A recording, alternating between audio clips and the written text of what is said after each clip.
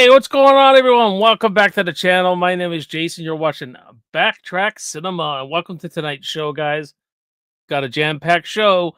We're doing Maniac from 1980, and I'm not doing it alone. I'm doing it with a very old friend on YouTube, Dan, or you guys can call him Uncle Filthy. That's probably what you know him as, and I'm going to introduce him, bring him up in just a minute. But thank you for joining tonight, guys. Let's just get this out of the way. Slap a like, subscribe to the channel, all that kind of stuff. And we're going to be doing Maniac, and we're going to be taking you through this whole movie on this Wednesday night, 9:18 p.m. Eastern Standard Time, where I'm at. And so I guess let's just not waste any time.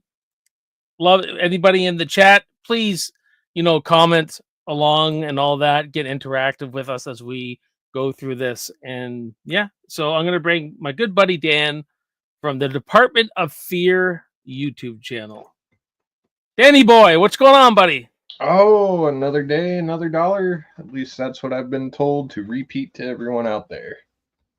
Awesome. It's nice to see you, man. I know it's been years, I think, since we've actually talked face to face, and I'm glad to be doing the show with you tonight, man. I really am. You've always been one of my good friends on YouTube. Coming up, as we call ourselves, what, the COVID generation, I guess? We're the COVID YouTubers. COVID lockdown programming. Right? Yeah, I think it's been going on 4 years, I think, since we last worked face-to-face like this. I know I'd sent you some footage to use, like, I think it was about a year ago, but aside from that, we haven't really done a whole lot together. Yeah, and I'm glad to again. It's been too long, man. Absolutely. It's been too long. And if you guys don't know, Dan and I actually did have a podcast on my old channel called The Filthy Freak Show, which was a lot of fun. So we're no stranger to this kind of stuff. So definitely if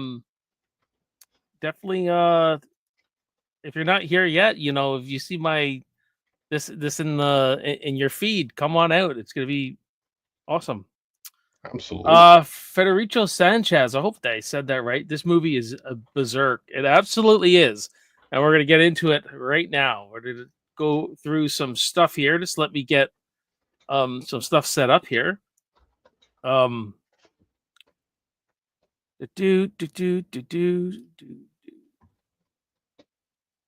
with me, guys. I'm getting all my stuff set up.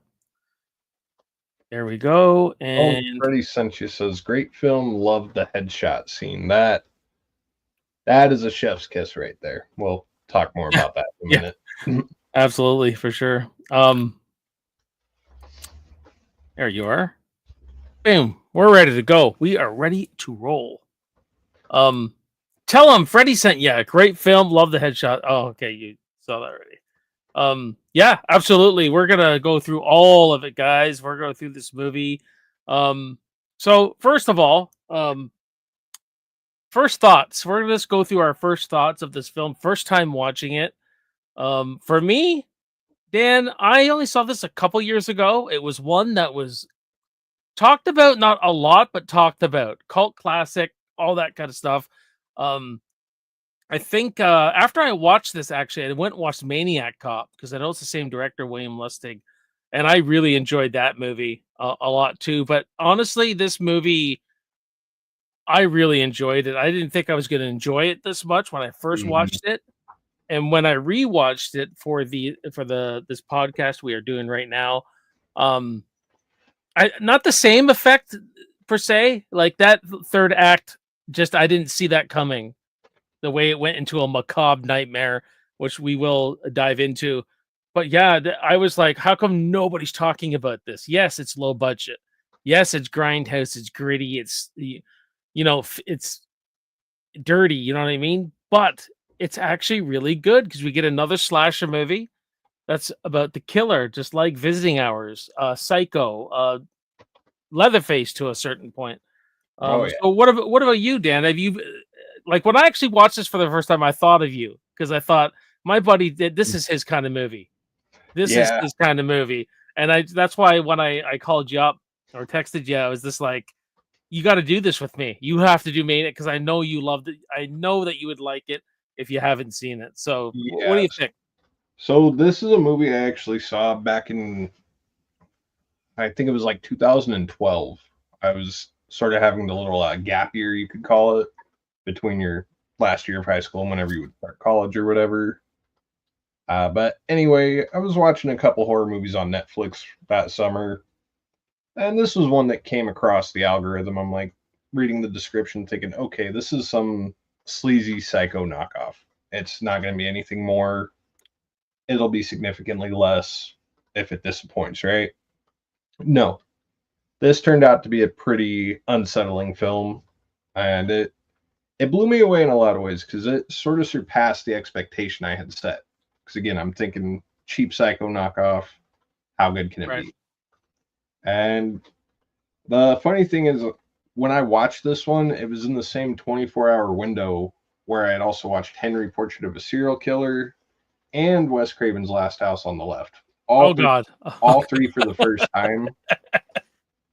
I still remember that just upset feeling. Just I felt like I got hit by a freaking freight truck at that point. Like I need to do something with my life because this is not it right here. I did at least wait about a week before I went to I Spit on Your Grave. I knew better by that point.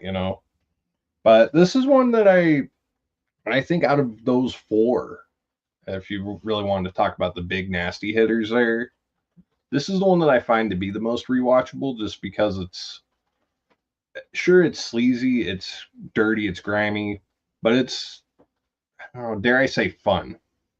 Joe Spinell's performance, I think, is what kind of makes this film fun. And I don't know if the video is still up, but I did actually cover this when I first tried the October special.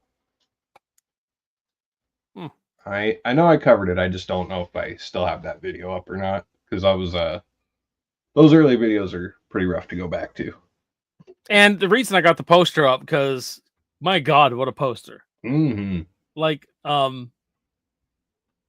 sitting there, and I warned you not to go out tonight, which is something he says a lot in this movie. Not from him, from his mother's side, I guess, which is the psycho reference here in Maniac. And this dude is a maniac in every sense of the word.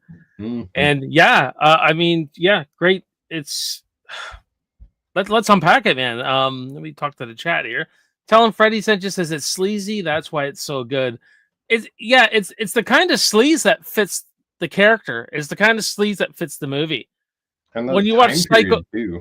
yeah, where Psycho 3 is a camp sleazy, but it's kind of like, wow, it doesn't fit Psycho really. Psycho's got a little bit more elegance to it, I would say. Yeah. And then so if you watch Psycho 3, you guys know what I'm talking about. There's some sleazy characters in there.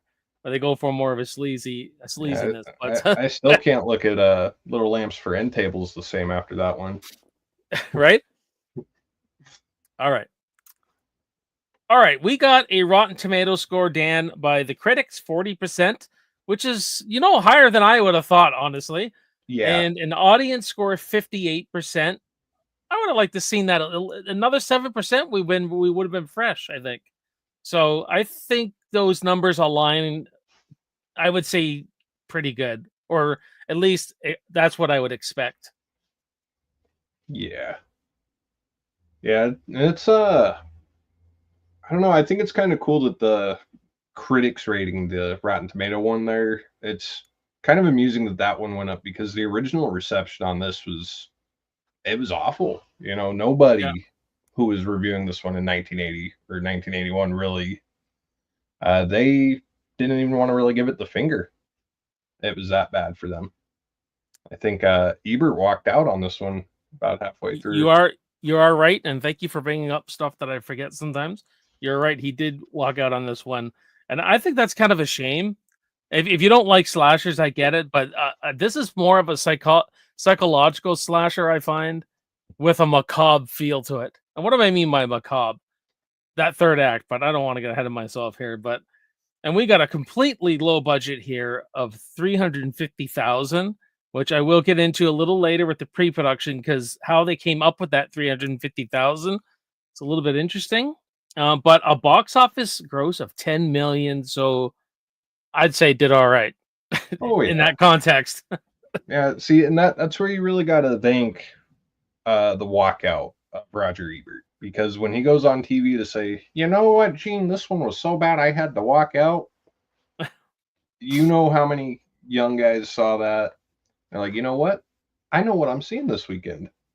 Me and Susie are going to see Maniac. That's right. That's right.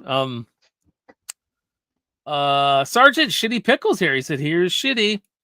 Says, "I've only seen the remake with Frodo. I have not seen the remake. What about you, Dan? You seen the remake? I have not, and I really, Do you want the to? more time goes by, the more I actually do want to see it, because Yeah. I understand that it's supposed to be more very first person, so it's like you are the maniac watching it. And I didn't really care for that idea. I'm thinking that's a little too oh, what's the word? It always escapes me. A little too ambitious sounding. And I'm thinking about it now, like, yeah, you know what? In the age of VR and all that, the Maniac remake sounds like a good way to go. Yeah, for sure.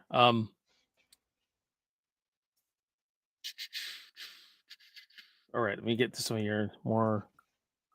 Um, Miss Carter's here. Says, "Hey, Sergeant," meaning Sergeant Pickle. Greetings, Miss Carter. Yeah, hey, Miss Carter. Hope you're doing well for sure.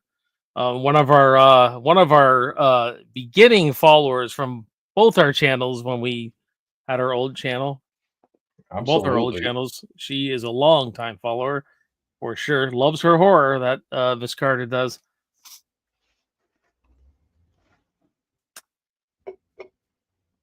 All right, so now we get to 1980. This movie's from 1980, and this is what I dug up. I could have went top 50, top 40 here, but I thought this give us what was the biggest movies of that time, and we got The Empire Strikes Back, bringing in $209 million as the number one movie for 1980. Dolly Parton's 9 to 5, bringing in 103 million. I rounded these numbers off too, Dan, just so you know. Stir Oh, Crazy, which I don't think I've seen. I think it's Richard Pryor, Gene Wilder, yeah. 101 million. Kramer versus Kramer, fantastic little drama, 94 million. And one of my favorites, Clint Eastwood, man, cashing it in with Any Which Way You Can with 70,500,000. So those were our top 5 films of 1980. I've only seen two of them. I'm assuming Any Which Way You Can and Empire. Stir Crazy and Empire. They're crazy in Empire. Oh, you may like those Clint Eastwood ones with the monkey there or with his ape Yeah, Clyde. I've been meaning to watch those. I got them on VHS around here somewhere. Uh, Absolutely. definitely. So that's just a little bit added stuff for you guys just to go through that. Um, hey Dominic, what's going on, buddy? He says, "Hey, Sergeant Shitty Pickle says Kramer versus Kramer outgrossed The Shining. What the shit? Yeah, it did. This is not everyone loves The Shining is top 40. I know that. I forget what the exact numbers are, and Friday the 13th would be top 20 actually. It Yeah, made like 59 million, so it wouldn't be yeah. far down this list.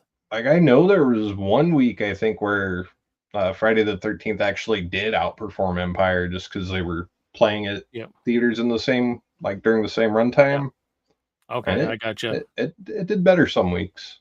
You know what, guys? For my next live review, I'll bring up more numbers. Like I'll bring up like whatever year we're talking about. I'll bring up like so we could discuss it a little bit more. Um, for sure. So what do we got? Okay, we got the casting crew here. So we got Joe Spanel as Frank Zito, Carolyn Monroe as Anna Datani, Gail Lawrence as Rita, Tom Savini as Disco Boy. That's what we know him as here. Directed by William Lustig, music by Jay Chataway, and makeup effects by Tom Savini. So Joe Spinell, I know, as you guys all know, I know him from Rocky. That's what when I first saw this. Hey, that's Tony Gazzo, man. Tony Gazzo ripping it up, and this was a story brought to him by him. This is his story. This is something I think he was really passionate about. wanted to tell this story, but I always knew him from Tony Gaza, and he would have done Rocky 2 around the same time he did this, I think. Yeah, Pretty close anyway. it's like a year before, and like doing Rocky, he was already off the heels of the first two Godfather movies. Like Joe Spinell may not be the biggest name, but dude's been in some pretty big movies when we're talking 70s cinema. Yeah, and the producer of this movie at the time was married to Carolyn Monroe, which we'll get into some pre-production. One of the agreements was that she'd be in it. I don't think they could get the person they wanted to at the time. Gail Lawrence was an adult film star. We're going to talk about that on the next slide, guys. A lot of the cut down cost, a lot of porn stars were used, essentially. Porn fucking stars were in this movie. Yeah.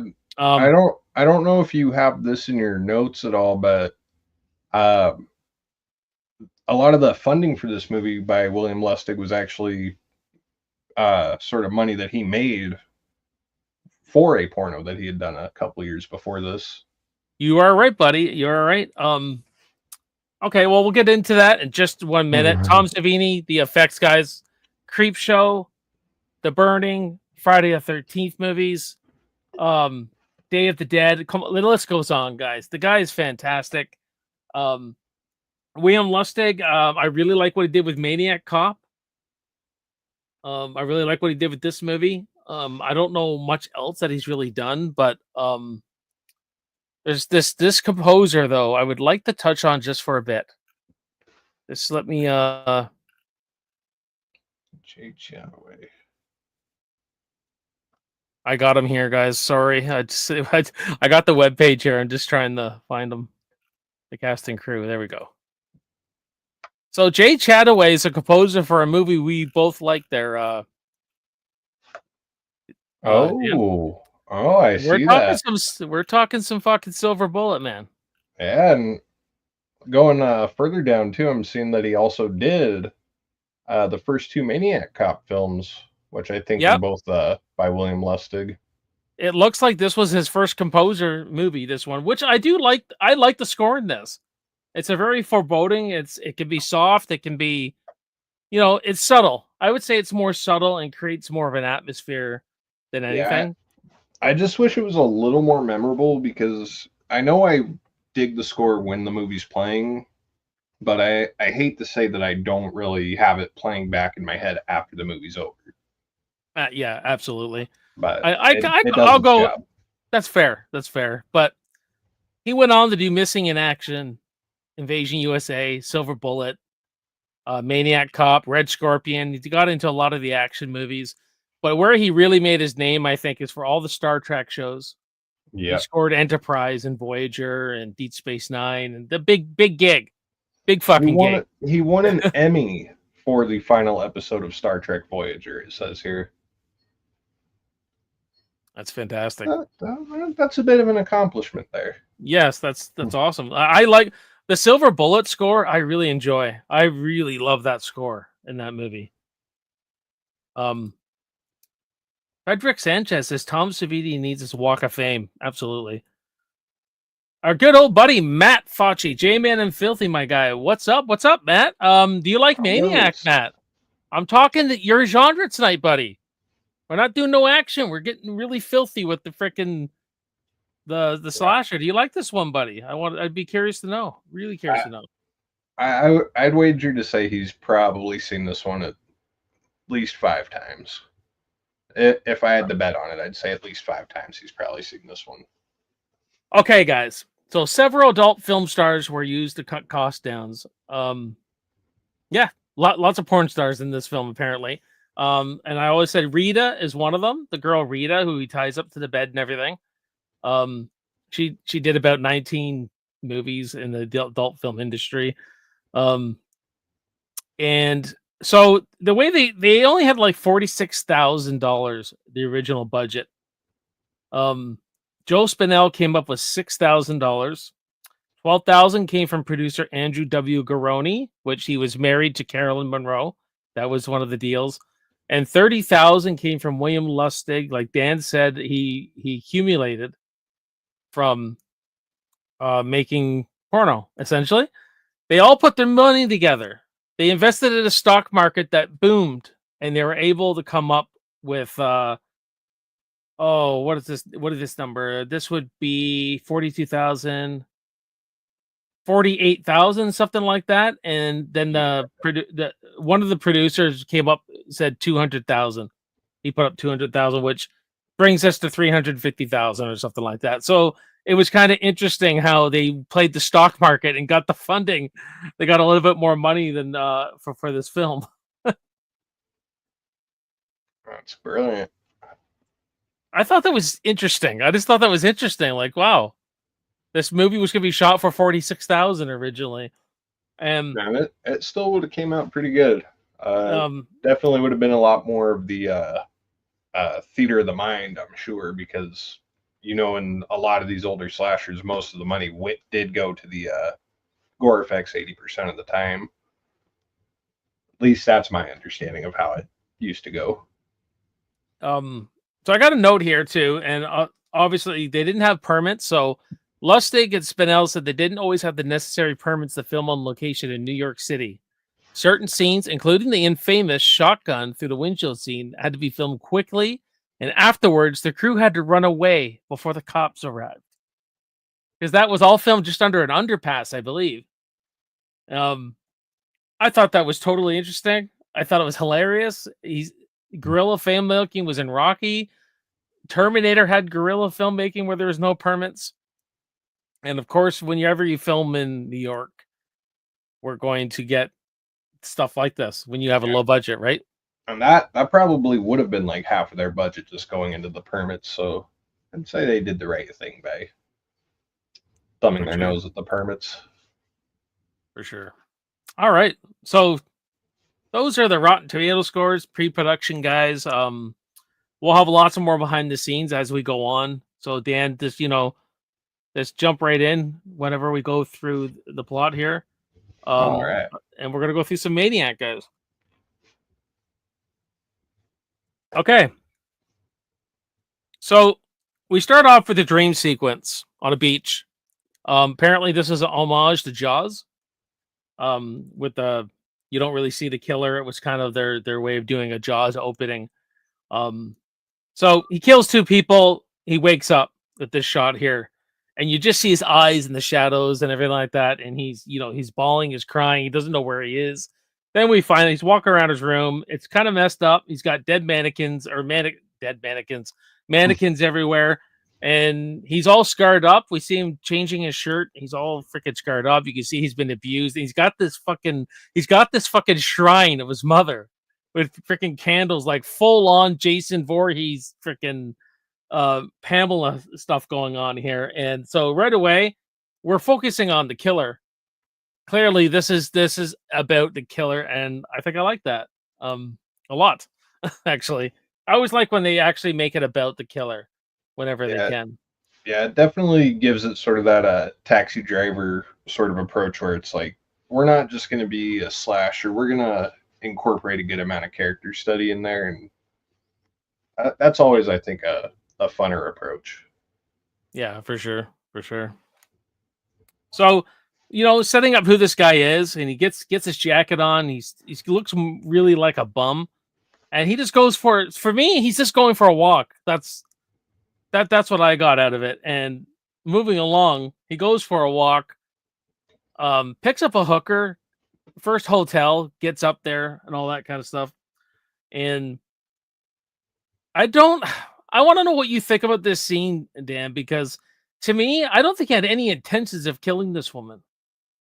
Yeah. I think he wanted some kind of company. He's acting strange, but he's a strange guy, right? But something she says, or when he looks at her, he snaps. And I don't think he intended on getting a hooker, going up there and killing her. I think this guy's very what's the word? It's very very volatile. Yes, and very like he's not planning anything. It's very spontaneous. It's very spontaneous and like out of nowhere. And I think because you're dealing with what I think is a schizophrenic killer here. Yeah, see, so I don't know, like this was something I would joke about when I would watch it, and the more I do go back and watch it, the more I'm thinking, that might actually be what did set him off. When he's on top of her, just kissing her on the neck, and she's repeating, "Oh, you're so good, you're so good." Yeah. It's like he's not doing much but kissing you on the neck. You are insulting the man's pride at this point. I would always joke that's why he snapped on her. But I'm starting to think there might be some credence to that. Like, don't Yeah. patronize me, lady. That's Yeah. maybe where that His came it was from. something like that when he slaps her, gives it a old slap on the ass there. You think things may get kinky. Maybe he's going to get rough with her. The thing I like about him is you don't know what he's going to do. Yeah, And because clearly in this moment, he strangles her. he does And start very collected and very well rounded at first, and just yeah, for sure. And then we find out what he's really doing. He's taking scalps off women and putting them onto um mannequins. So as we find out here. And so he leaves, he takes her home. Um but and what I'm trying to say here though is that I don't think he intended in that moment to kill her when he first right. met her because he was walking right by her, not paying her any attention. She said, hey honey," or whatever. You want some company or whatever. It's like that's a really good point because I always figured that he was definitely looking for someone to kill, and she just happened to be the one to Yeah, sort of fall on his path that night. I don't know. Maybe I'm just reading it wrong, but that's to me. It just didn't seem that way. In that when he went out, so to me he was going for a walk. Yeah, But and maybe he was. Maybe there was this intention all the time. But it just feels like he was just enjoying her somewhat, and then he sees the mother in her, and he starts like in his mind. Where they got the shot, they put his mother there, and he's yeah, like, and he's strangling her, and he has that fucking look in his eyes, like right here. hmm Just insanity, man. Just insanity. And we later find out that this is just a version of him. He seduces a high class photographer later in this movie and charms her, and he completely turns into something else. And that's fascinating. That's yeah. what I love about this movie and about this character. And then we see him going back to his apartment, tapping those scalps onto the mannequins. That's Yeah. Yeah, he does a little bit of this dialogue. You learn things along the way. You start mhm. going, okay, is this his mother he's talking about? Like he's talking from her perspective, and it seems like then later on we see him talk from his perspective, and clearly we find out. Well, we'll get there, but what we know is that he's tapping these wigs onto these mannequins. And those I think are some of the most interesting scenes. And we'll again be talking more about it, but whenever he's having those, I guess you could call it a one-on-one, when he's there talking to himself, Right. something about that just it is probably some of the most interesting stuff going on in the film. Just Um, sort of getting that look into who he is and what he's about. what's up, Blake? How you doing, buddy? Glad you can make it. Of all the good names are taking podcasts, he's I've never seen this movie. When you guys do your horror reviews in October, you and Ronnie should definitely do this one for sure. And Gory Tiger says, "What's up?" Saying hi to Matt Facci. Thank you guys for all discussing together and all that kind of stuff. Really appreciate you all for sure. Alrighty, let's move on here, Dan. Okay, so he gets his weapons together. Um, all these guns and shit, or one gun, I guess, and he again a really random killing. It feels like they're coming out of the disco, and we got our Tom Savini as Disco Boy here. Seducing this well, she does have a boyfriend. She says my boyfriend's doesn't like me late, and they go in the back seat. And he just comes up and he peeks, I think, through the window. Joe Yeah, Spanel scares the shit out of this woman, and then we get this infamous scene, as I already talked about, where they had no permits or nothing.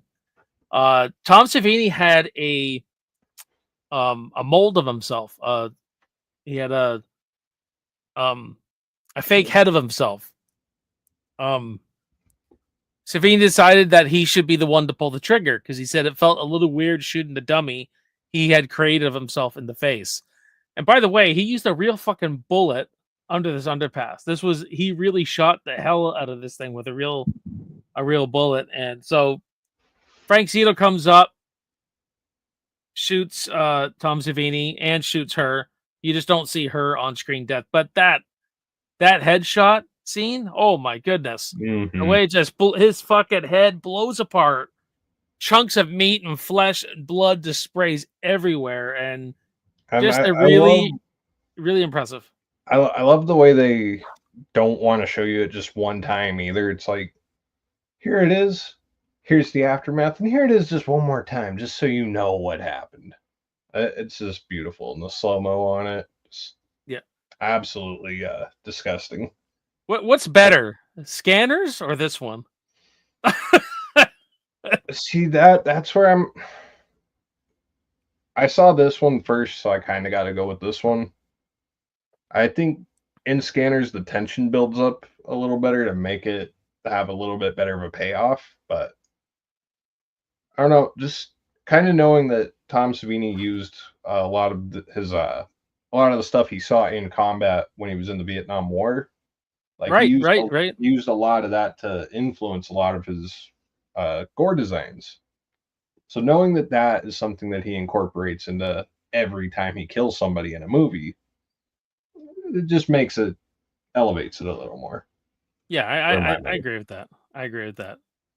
Fandom Nation. Hey, Sean, what's going on, buddy? He says, fellas, good evening. I'm ashamed to admit I've never seen this movie. I feel like a lot of people haven't seen this movie, Sean, and that's one of the reasons I did want to review it and go through it to tell people, this is worth checking out. This is worth checking out for sure. Oh, yeah.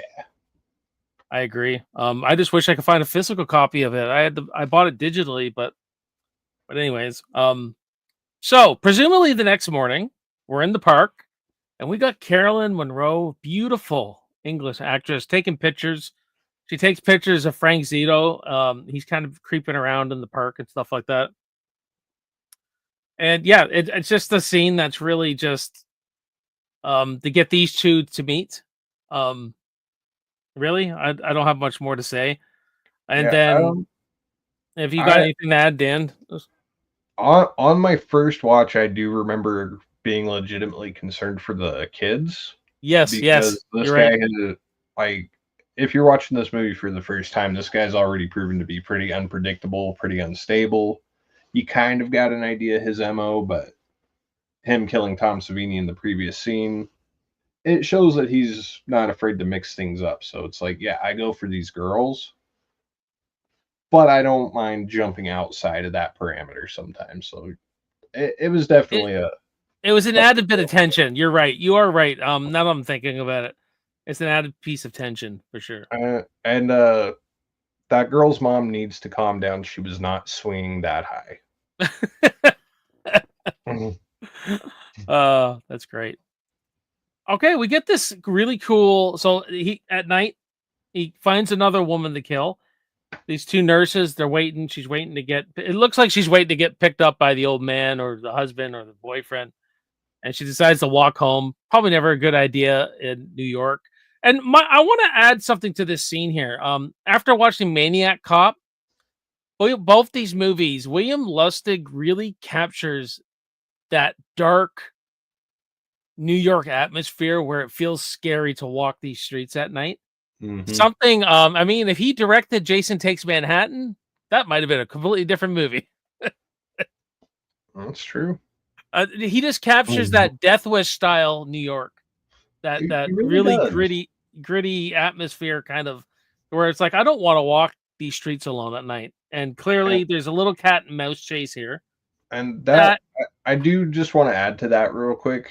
The New York atmosphere in this film was like, it wasn't even really staged to be like that. Apparently, that's what New York was like at this time. It was right before a few years before the city turned around to become the tourist hotspot with I Love New York and all that. I think by the time of Maniac Cop, it had been starting to clean itself up a little bit.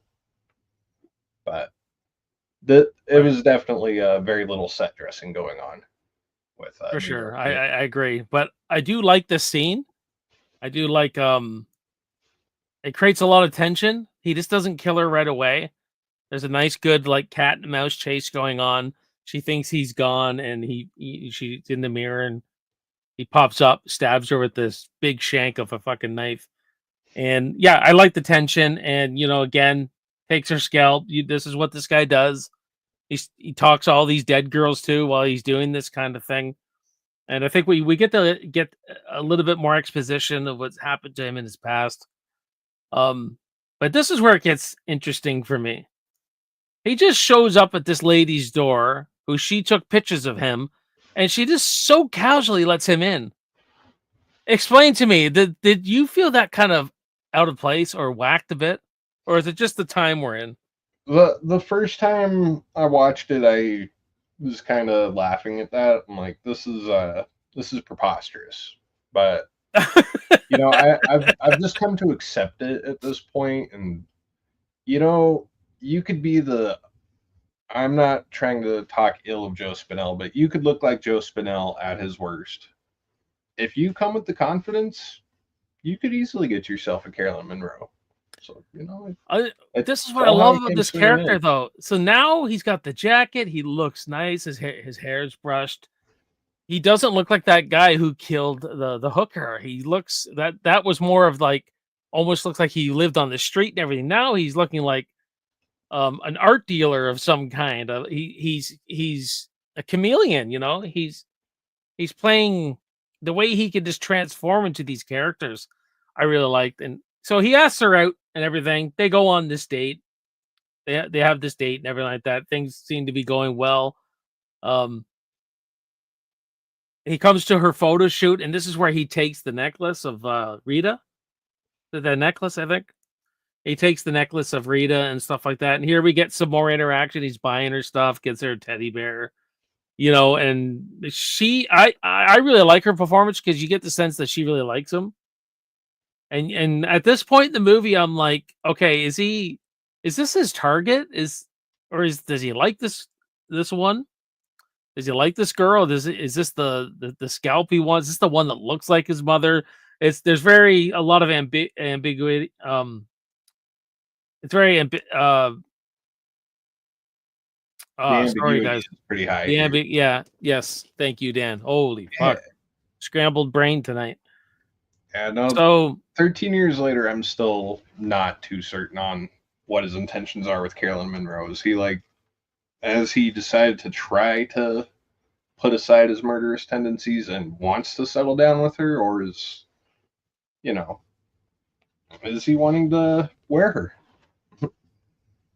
Yeah, you don't really know, do you? Because I feel like he seems to have, genuine feelings for her, or he's just playing the part right now, or he's trying to get to Rita. I don't know, because he doesn't even meet Rita to this moment.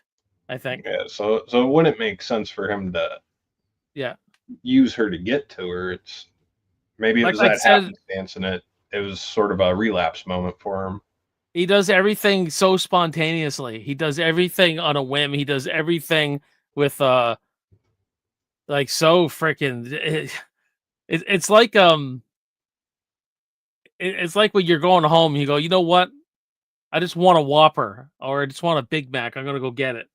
He acts out on all his fantasies. You know what I mean? Like, and it just comes out of nowhere. It seems like for me anyway. So he goes to Rita's house. He brings her back alive to his house, and this is where he's talking to her, and this is where we get to find all the exposition on what happened to his mother and what happened. Don't go out tonight. You know what I mean? You did a very bad thing, and we find out that his mom was a hooker, I believe, and he, gets locked in the closet. I think that's what happens. And she goes out, so many men. She has so many sex with all these men and everything, and he's there by himself, and he loves his mother. So this is a very mother-son kind of psychology that's happening within his brain. Yeah. And of course, he does kill Rita here. She does not get out of this alive whatsoever. I mean, we're talking about a pretty simple story here, guys. He's Yeah. pretty much just goes to one victim to the next, but his performance and what he's saying in the exposition and just that this character, how we don't know what he's going to do, is what's so interesting, I think, about all this. Yeah, it's this scene I think is one that's really disturbing because he does, if I remember correctly, he does almost directly address her as mother, so it kind of it definitely shows you, okay, this guy is definitely playing with a pretty warped deck right now. And yeah, if she'd only thought to do the Ginny Field thing, she could have maybe maneuvered her way out of there. Yeah, this is a mind I don't know if you're getting into, honestly, but okay, now the fun part. Now the fun part, guys. Actually, let me address the chat before we get into the date here. Movie Jeff says I'm late. Crap, it's all right, buddy. It's all right. He says this movie rocks. I'm glad you like it, man. I'm glad you like it. I liked it too. So him and Carolyn Monroe. What's her name though? I just had it here. I always forget her name in this. Anna. Anna. Him and Anna go, and he says, I got to go to the cemetery to visit my mother, drop some flowers off for my mother, and all that kind of. And this Dan, I can't tell you. I just thought, okay, he's going to drop some. I did not think it was going. I know he's on edge. He's you don't know what he's going to do, but then he pretty much confesses to everything. You know, he tells her Rita knew, and she's like, Rita knew what? Rita knew, and he starts losing it. He's crying, he's sobbing, all this kind of stuff. And she gets away. I don't even think he chases her. Yeah, no, he does chase after her, but she gets away. So she hits him real good with a shovel there. That's right. She hits him with a shovel and all that. And then he's kneeling down at mother's grave here. And so from this point on, everything is happening in his mind, everyone. It's all in his head. We see the visual representation of what's in his head. And I was just like, this is so awesome. It's dark. It's macabre. The mother just grabs him from the grave. And he gets away. He goes back home. And every victim he's killed in the movie is back. And they come and they just tear him to pieces. They rip his head off, pulling his guts out. Really cool effect.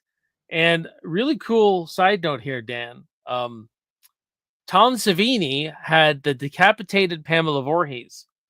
And so one of the ladies is Pamela's, that you could see the sweater and everything. It's the headless corpse one. No shit. Yeah, it is for sure right here. If you want me to read it. The headless corpse in the end, and the Betsy Palmer corpse, Jason's mother from Friday the 13th. The helicopter shots are recycled. Oh, sorry. Yeah, so the headless corpse in the end is Betsy Palmer's corpse.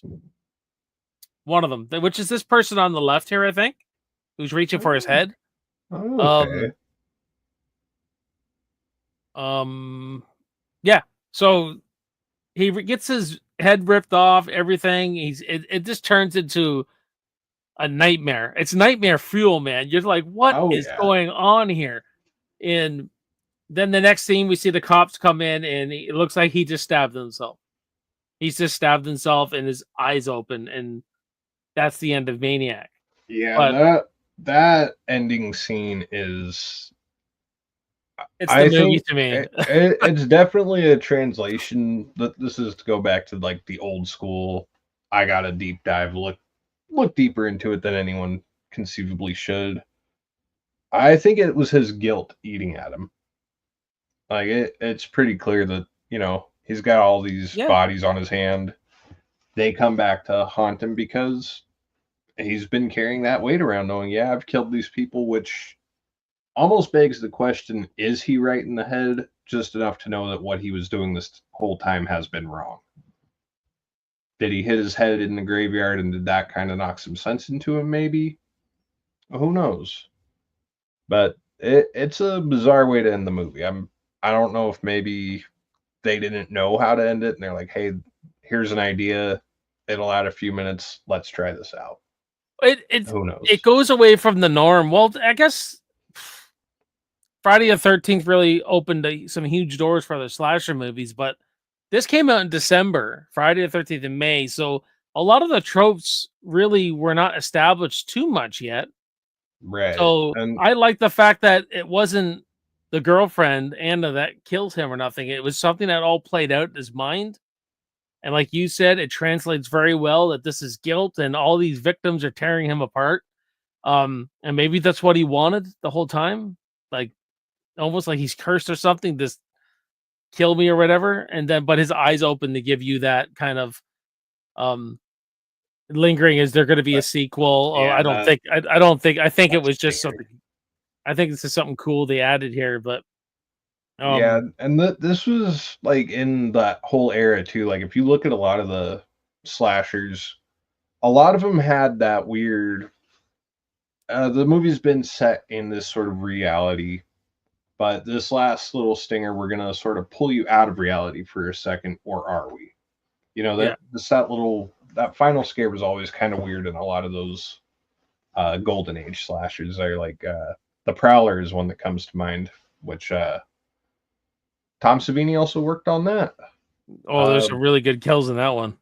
that one's that's one that I think pairs pretty well with this. If you guys are looking for a nice double feature, watch Maniac and then the Prowler. But yeah, this is like I said in the thumbnail and the title here. This is a dark, macabre nightmare. That's to me, Yeah, that's how I summed up the ending of this movie, and I just love the ending to this movie. I just wasn't expecting it, and I go, holy shit, this is in his mind. All this freaking like he gets killed in his own mind, but really he probably just stabbed himself. yeah. He committed suicide. He committed suicide, right?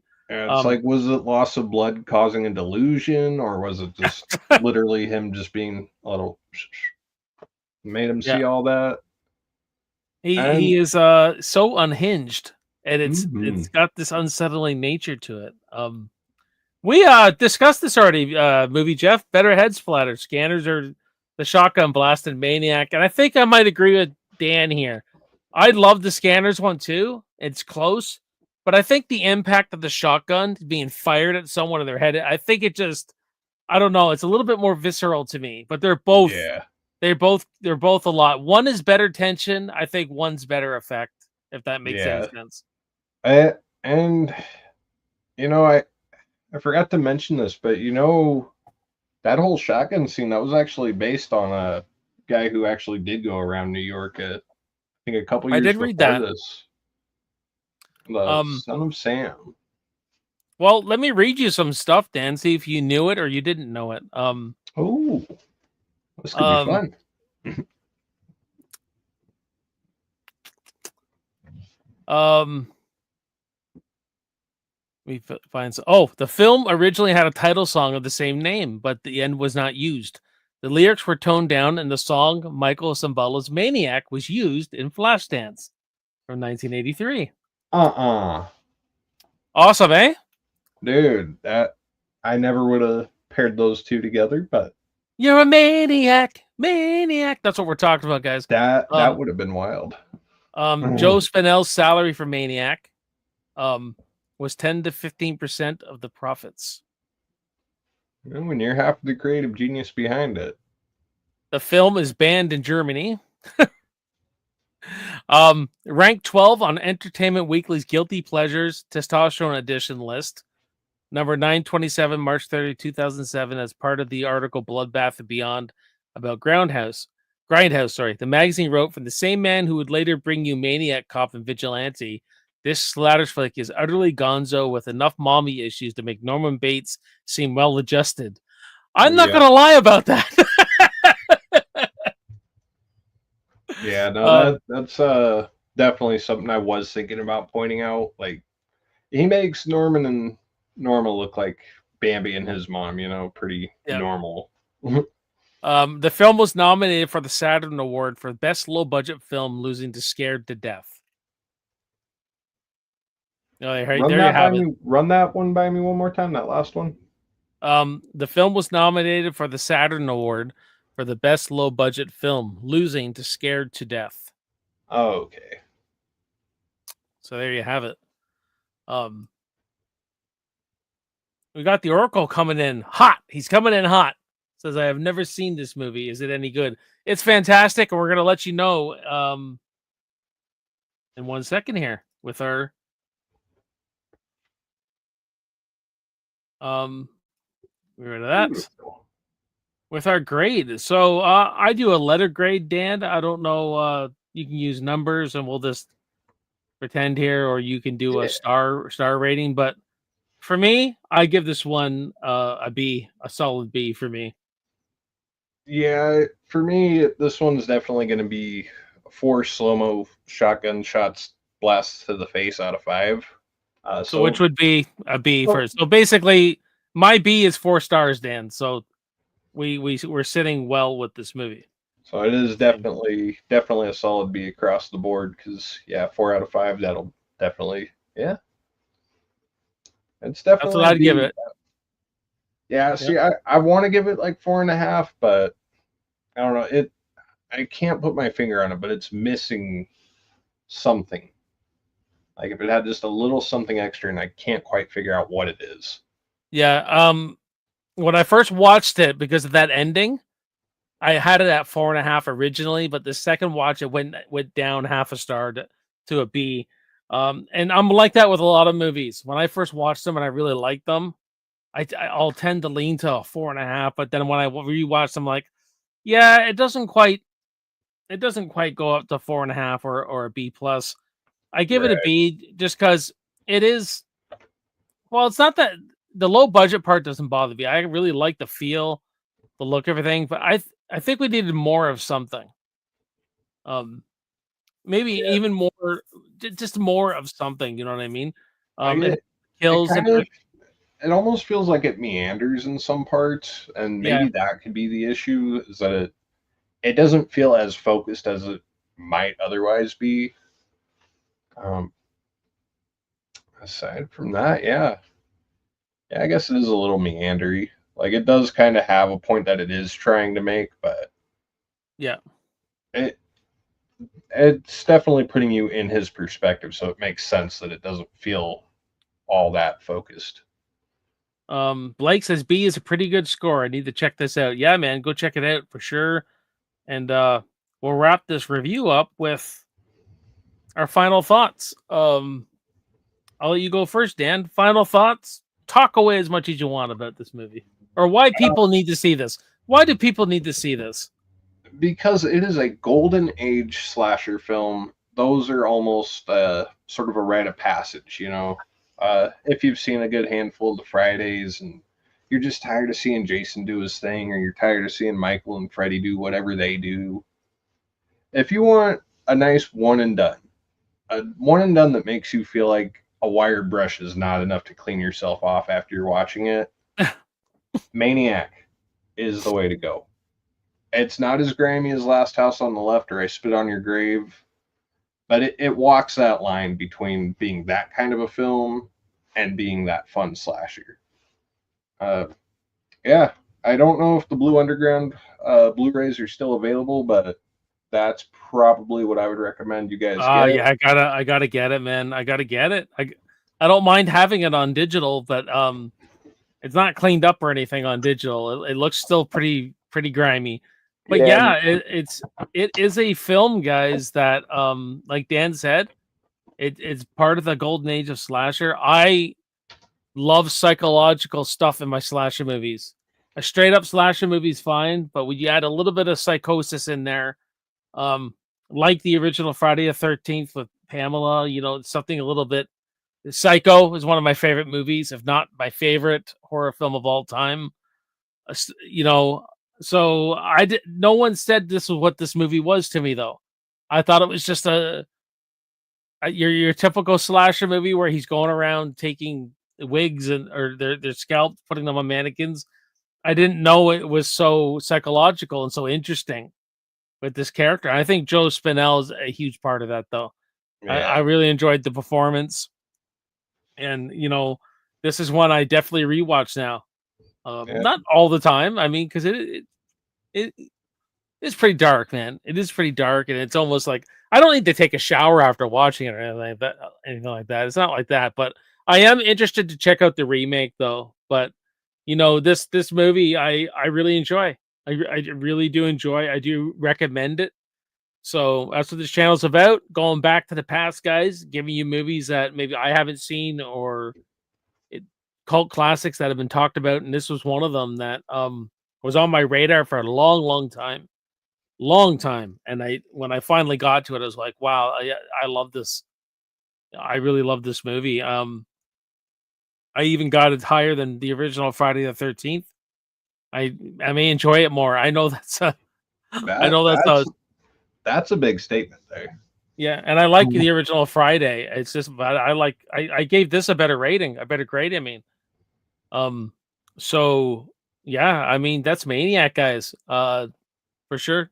Um, if there's anything else anybody wants to say in the chat, ask us a question.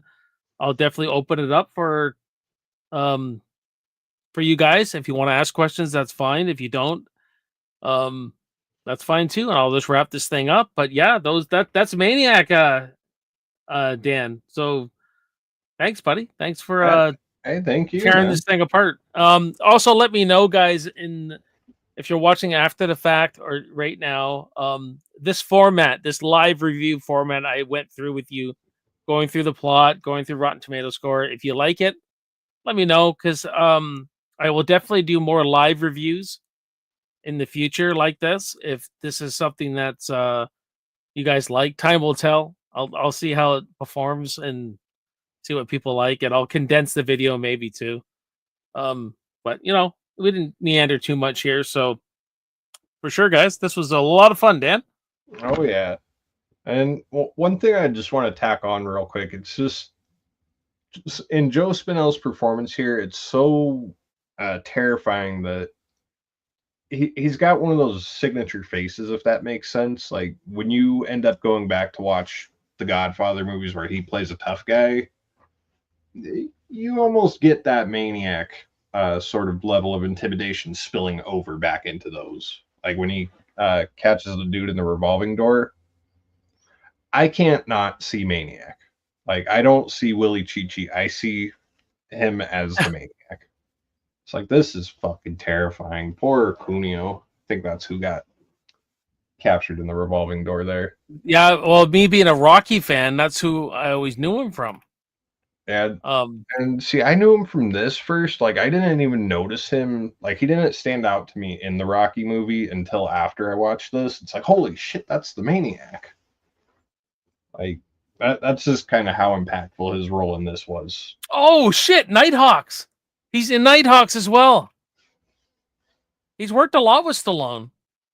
Paradise Alley, Rocky 2, Maniac, Nighthawks. He's Lieutenant Munafo. He's actually Oh, pretty good in it. Yeah, that's another he, one that's I like. he's also the guy who gives De Niro his job in Taxi Driver at the it's like the first one Well, of the first scenes of the movie. admittedly I haven't seen Taxi Driver yet, but Oh, someone has requested it, so it's on my request list for the review stuff for people. Oh, I see what you're saying. Godfather Part 2, Willie Chi-Chi? yes, sir, Willie Chi-Chi.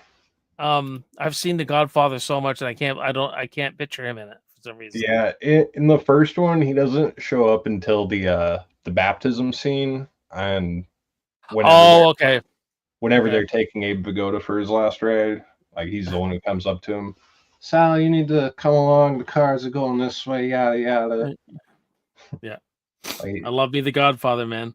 Um Movie Jeff says next up the Human Centipede. He if you wants me to haven't watch he if wants you me to haven't watch seen it, Centipede. I haven't watched it. That's dude, so it's not as so it's one of those things like everyone told me that, oh, this is the sickest movie you'll ever see.